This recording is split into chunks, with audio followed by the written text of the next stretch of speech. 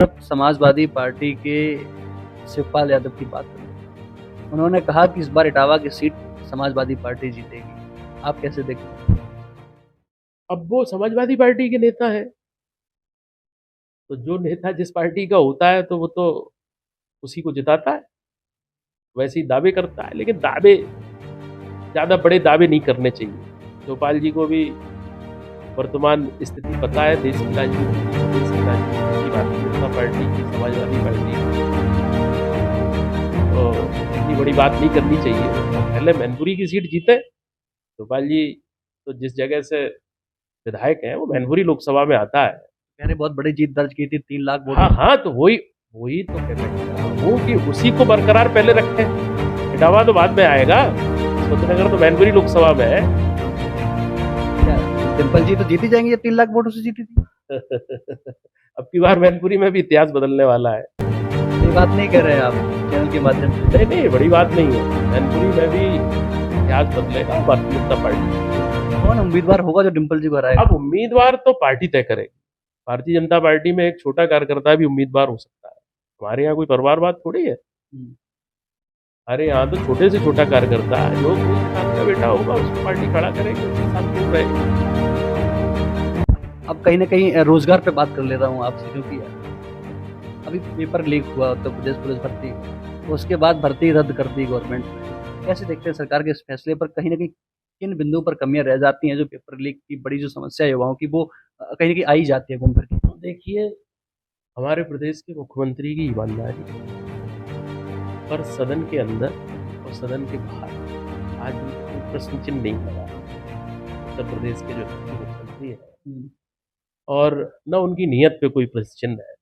ठीक है, अगर कोई इस तरह का काम हुआ है तो उसकी जांच के भी आदेश दिए गए, दोषी भी पकड़े गए, और जो इसके पीछे पूरा नेक्सस है उसका जल्दी से खुलासा होगा और बहुत सुझता और ईमानदारी पूर्ण हमारे उत्तर प्रदेश में, चाहे भर्ती हो और चाहे कुछ भी हो, वो भेदभाव, बिना भेदभाव के और पूरी ईमानदारी से, पारदर्शिता तरीके से वो सब होगी। सपा मुखिया अखिलेश यादव ने कहा कि इस बार पीडीए है वो एनडीए को हराएगा।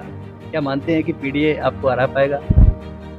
अब ये तो हम क्या कहें, ये तो अखिलेश जी का जवाब, बड़े लीडर है, उनका जवाब तो ये बड़ा बड़ा नेता दे सकता है। लेकिन एक कार्यकर्ता के नाते देश में जो वातावरण है, प्रदेश में जो वातावरण है, राम में है पूरा वातावरण। लोग अपनी सीटें, पारंपरिक सीटें हैं, उनकी जनता भी राम में है, वो अपनी सीटें बचाएं।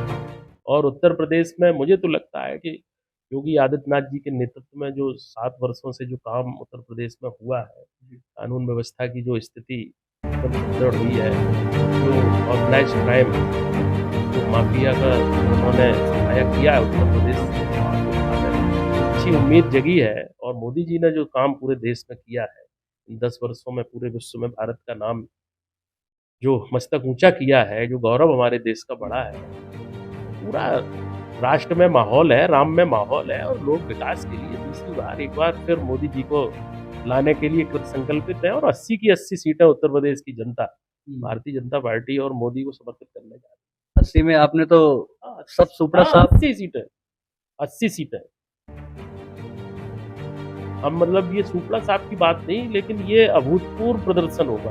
देखेंगे भारतीय जनता पार्टी का मोदी जी के नेतृत्व में, योगी जी के नेतृत्व में अभूतपूर्व प्रदर्शन होगा। पूरा उत्तर प्रदेश, हमारे हमारे आस्था के जो प्रतीक पुरुष हैं, जो सनातन की आत्मा है, 550 वर्षों के संघर्ष के बाद जिनकी स्थापना हुई है, पुनर्स्थापना हुई है सनातन की, राम उसकी आत्मा है, तो ये पूरा उत्तर प्रदेश उसको उसको अब की बार चुकाएगा।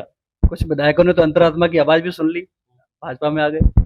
अब ऐसा है, वो आने जाने का तो रहता है, जिसका जहाँ रहता है, विचार मिलता है, मेल मिलता है, लोग आते चले जाते हैं, कोई बड़ी बात नहीं। सर, अपना कीमती समय देने के लिए हमें बहुत बहुत धन्यवाद। हमारे साथ बात करने के लिए विमल जी थे, और उन्होंने बताया किस तरीके से भाजपा की रणनीति रहेगी। इटावा की लोकसभा सीट पर भी चर्चा हुई है, और इस तमाम खबरें देखने के लिए आप हमारे साथ जुड़े रहिए। महत्वपूर्ण चर्चा जो हुई है उस पर आपकी राय क्या है, कमेंट बॉक्स में जरूर बताइएगा। मिलते हैं आपको किसी नए व्यक्ति के साथ।